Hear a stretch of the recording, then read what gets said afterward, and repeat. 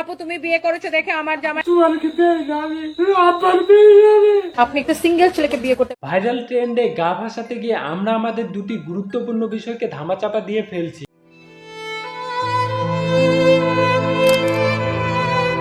চট্টগ্রামে ইপিজেটে ভয়াবহ অগ্নিকাণ্ড, 16 জনের মৃত্যু।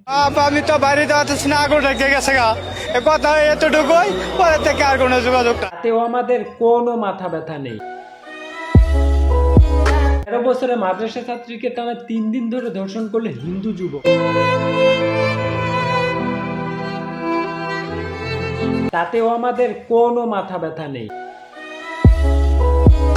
আমাদের মাথা ব্যথা শুধু টনি আপা কেন আর একটা বিয়ে করলো, রিপন মিয়া কেন তার বউকে ভাবি বললো, কেন কেন এসব বিষয় নিয়ে কিছু কন্টেন্ট ক্রিয়েটররা প্রচুর পরিমাণে মাথা কামায়, মিমার্সরা ধুমায়া মিম বানায়।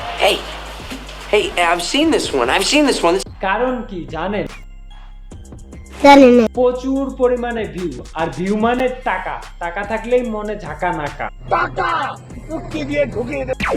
High guys, it's me Adil Ahmed, welcome to my YouTube channel, it's Adil bro.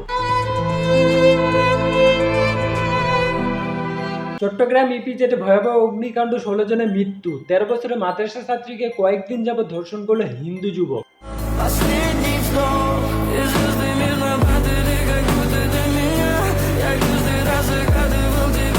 নিয়ে মিমার্সরা কোনো রকম পোস্ট করতেছেন না, কন্টেন্ট ক্রিয়েটররা ভিডিও বানাচ্ছেন, নিউজ মিডিয়াগুলো যেন ঘুমিয়ে আছে। কারণ হচ্ছে এসব পোস্ট ভিডিওতে ভিউ কম, আর ভিউ কম মানে টাকা কম। আমরা আমাদের বিবেক বুদ্ধিকে বিক্রি করে দিয়েছি, আর সব দোষ দিচ্ছি টনি আপার। সে কেন আরেকটা বিয়ে করলো? জীবনের শেষ দিন পর্যন্ত সাদাত রহমানের ওয়াইফ হিসেবেই থাকবো।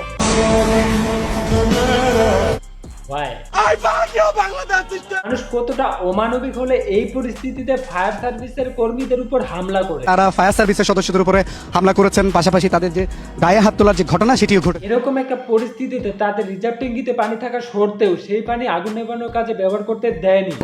ওখানে গেছে, এখানে কোনো রিজার্ভ ট্যাঙ্কি তাদেরকে দিচ্ছে না, বা আমাদেরকে পানি নাই, এটা তারা বলছে। আমার দোষ কার? রিপন মিয়া কেন তার বউকে ভাবি বলছে? এটা ভাবেই লাগে আমার। 13 বছরের মাদ্রাসা পড়ুয়া মেয়েকে লাগাতার কয়েকদিন ধর্ষণ করেছে হিন্দু যুবক। এটা নিয়ে বাঙালির কোনো মাথা ব্যথা নেই। নিউজ মিডিয়াগুলো যেন ঘুমায় আছে।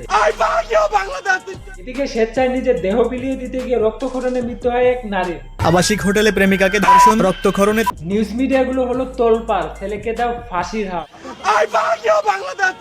এদেশে ধর্ষণের সঠিক বিচার হবে কবে? মানুষ তার বিবেক বিবেচনা জাগ্রত করে অন্য মানুষের বিপদে পাশে দাঁড়াবে কবে? একটা সুন্দর প্রশ্ন আপনার, আসলে খুব টেকনিক্যাল প্রশ্ন। এই সকল প্রশ্নগুলো আপনাদের জন্য রবে।